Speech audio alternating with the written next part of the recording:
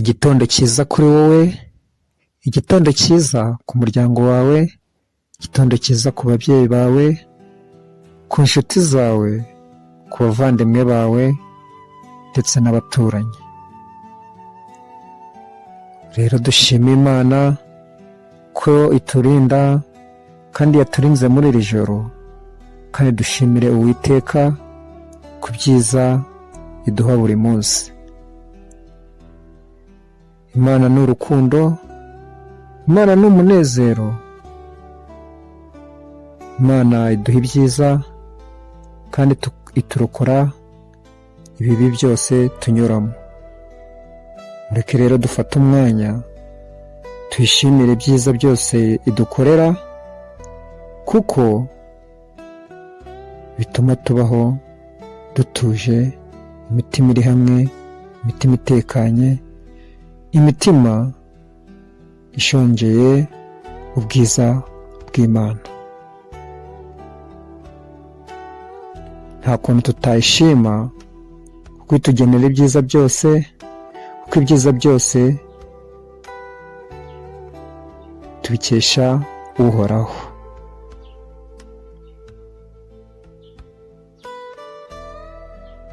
Kandi rero twirinde ibibi byose, twirinde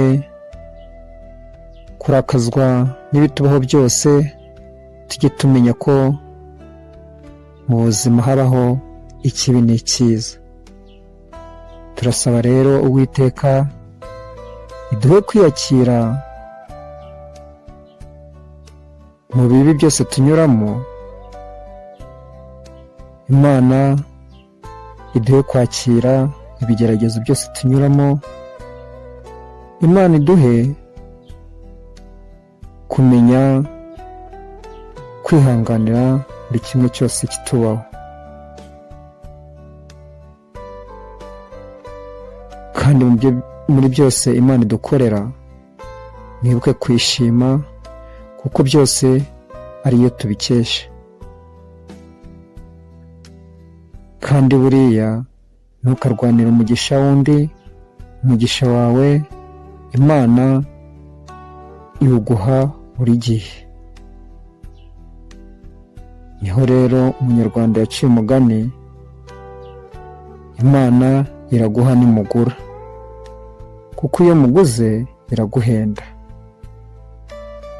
Imana niyo iduha ibyo ishaka, Imana niyo itugenera ibyo ishaka, kandi Imana ntago ishobora gutererana abana bayo.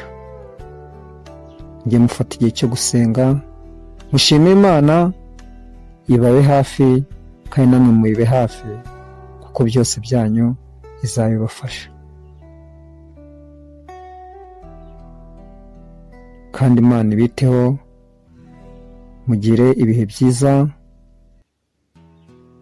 Imana ibafashe mu byo mukora byose, mu mirimo yanyu, ndetse ibafashe no gukomeza kwihanganira ibigeragezo. Turabashimira abakomeje gukurikira Veda Morning TV, mudukurikire kuko tubagezaho ibiganiro byiza. Murakoze cyane, kandi mukore subscribe kuri Veda Morning TV, kuko muraba mudufashije, muramuduteye inkunga ihambaye cyane. Mugire ibihe byiza.